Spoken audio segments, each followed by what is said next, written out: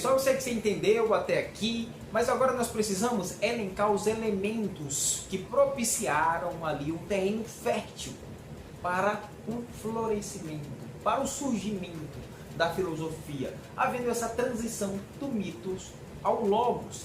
E segundo historiadores da filosofia como Giovanni Reale e Dario Antisser, são dois grandes historiadores da filosofia ocidental, eles vão dizer que o que contribuiu, tá, para que a gente possa entender o surgimento da filosofia, a gente teve que entender aí três grandes aspectos, tá bom? Arte, religião e as condições socioeconômica e política do povo grego.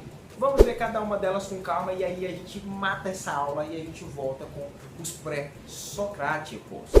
A arte e a poesia na Grécia Antiga antecipavam o gosto pela harmonia, pela proporcionalidade, pelo equilíbrio do justo meio e ainda revelam um modo peculiar de nos arremeter às causas. Gravem essa palavrinha, mesmo que de maneira fantástica ou imaginária.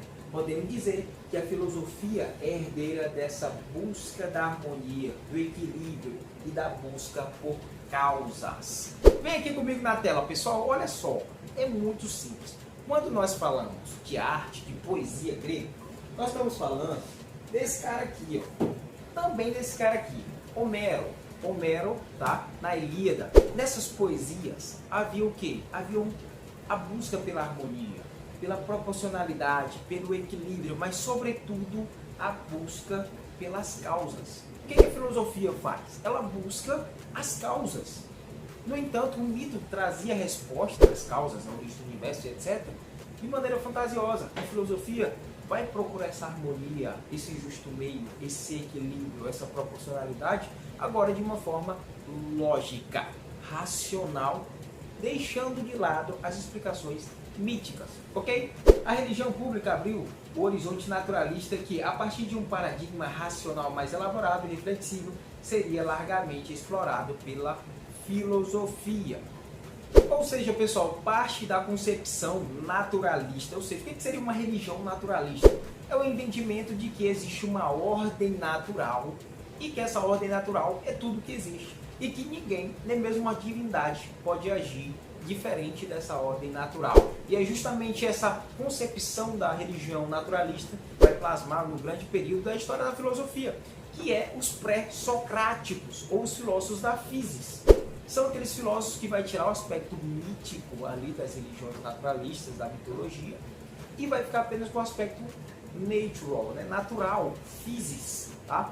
Aí vão tentar encontrar na natureza um elemento, um princípio que eles chamam de arquê, para explicar a origem do universo. Mas isso a gente vai ver na próxima aula. As condições socioeconômicas e políticas, tais como a moeda, o uso da escrita alfabética, viagens marítimas, a liberdade política, a noção de cidadania e a evolução do comércio e do artesanato, forneceram, além do intercâmbio cultural com outros povos, a constituição de uma nova cosmovisão grega, que exigiria, consequentemente, uma inovadora e mais articulada maneira de explorar o mundo.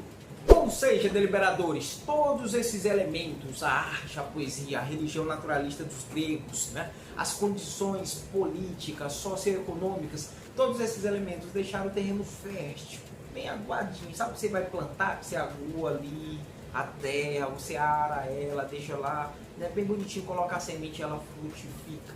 Pois é, todos esses elementos aqui contribuíram, deixaram o terreno propício, tá, para o surgimento da filosofia.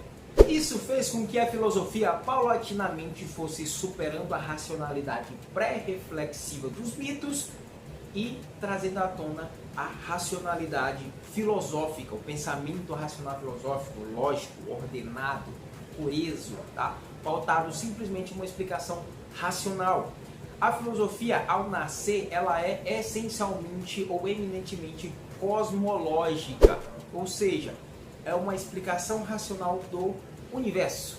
Morou? Para a gente fechar a nossa aula, pessoal, e você não levar um Rasengan bem no meio das suas costas, porque eu sei que você compreendeu, a filosofia, quando ela nasce justamente com esse anseio, essa ânsia de explicar o universo de maneira racional, utilizando apenas a razão e a compreensão da natureza, né? A razão, a capacidade racional e a própria natureza para esse empreendimento de entender o cosmos. Ok, pessoal, para fechar essa aula você deve estar pensando, mas professor, ninguém mais pensou assim logicamente, racionalmente. Não teve ali os chineses, não teve ali os egípcios, não teve outros povos. Sim, tiveram outros povos que tiveram pensamentos racionais, bem elaborados e até mesmo originais sobre a origem do universo, sobre os fenômenos da natureza, mas é atribuída aos gregos, né, essa explicação excessivamente racional da filosofia. No entanto, tem algo aqui que você precisa saber para a sua prova do Enem, pessoal. É o seguinte, existem duas teses. A tese orientalista e a tese ocidentalista. Essas duas teses são teses que se divergem a respeito do surgimento da filosofia, a respeito da origem da filosofia. Então vamos lá, para você compreender. A tese orientalista vai defender que há uma continuidade do mito na filosofia. Ou seja, no mito já tinha algo de racional, né? Já tinha um germezinho ali da racionalidade. E o que aconteceu com a filosofia foi apenas tirar aquilo de mito, de mitológico, de fantasioso, de mítico, de religioso e etc, de caráter divino, e ficou a filosofia. Já a tese ocidentalista, também conhecida como o milagre grego, essa tese vai dizer o seguinte, que houve um rompimento. Agora que tive largar um rasenga nessa moto. Que houve um rompimento radical entre o mito e a filosofia. Quem vai defender a tese ocidentalista? Os mais conhecidos, tá? O Hegel e o John Lunet. São os que vão negar a mitologia, há uma negação da mitologia.